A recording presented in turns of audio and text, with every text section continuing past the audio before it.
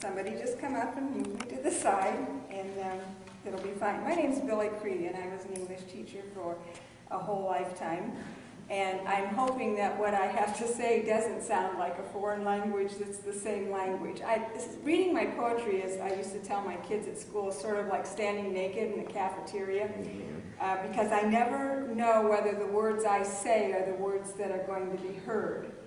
And it always is a concern to me that, and then I realize, well, once I've said it, or once someone else reads it, then it isn't just mine, not that anybody else wants it, but we all filter everything we hear and see through our own perspective. So this is my perspective of a couple of things.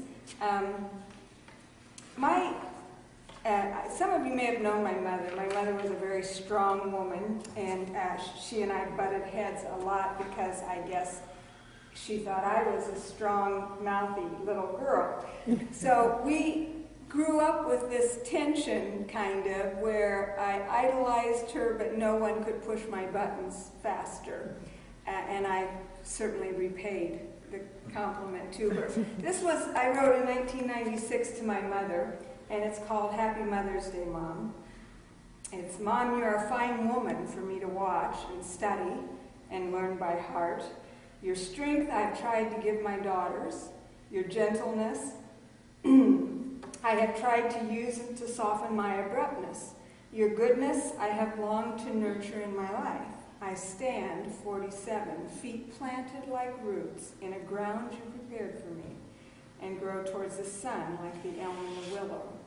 Refusing to break, yet willing to bend with the weight of the wind, I put on the apparel of woman and mother for this one lifetime, and see in the mirror reflection of my mother. I am grown, finally and inevitably, but I am grown from and out of you, not away from you, no matter what I say.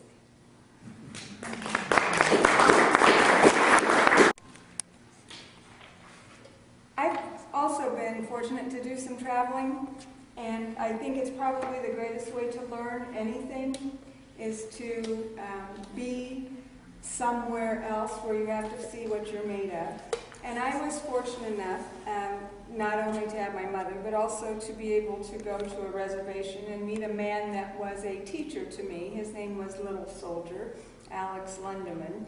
And it just so happened that they died in the same year, and I felt as if two rather important places, even in myself, had sort of become blurred.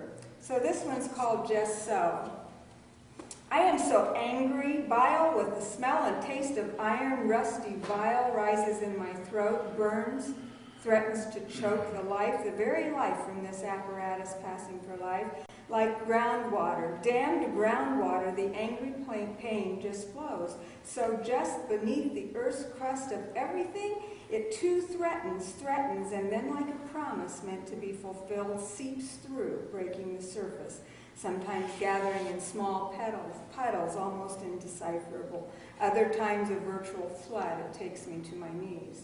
Then as quickly as it appears, it resumes its leisurely meanderings beneath the fragile shell, waiting, teasing, no warning, no one thing, no thing to serve as a precursor, a warning, no thing for me to watch for with careful eyes, a simple message, a crumbly feather leaf that turns in the breeze just so, a caterpillar tripped by that twig, casually discarded with the last wind.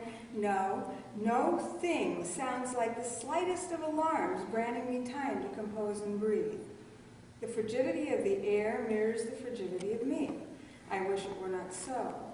In wistful moments, I become the child, a longing that answers to no name, rings the senseless and useless phrase, I want my mommy. From my child lips, my throat tightens, and I look surreptitiously at faces passing peripherally, wondering, hoping that I did not scream the plea aloud. It is not allowed to be allowed. It must remain silent, seething, unsettling, like groundwater. The letter arrived with the post this early morning, sun dancing like diamond sprites on snow, so white it pierced my eyes, making me squint and grind my jaw, my inside cheeks so bitten that the rawness of them almost is pleasurable. Margaret, his first wife, wrote simple words in simple script.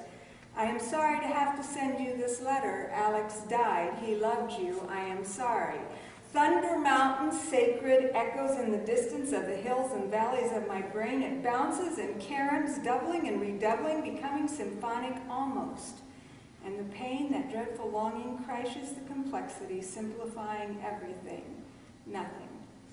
Two shields shattered like dime store pocket mirrors. Shards pricking vulnerable flesh. Prayer ties, black, red, yellow, white, 2, 2, 2, 1. 7, the completed cycle. No one will ever love me like she. No one will ever accept me like he. There it is.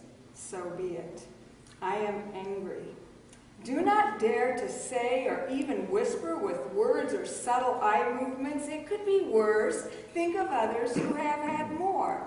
I do not care. I do not care. I do not care that selfishness and survival and preservation are the cornerstones placed with trepidation.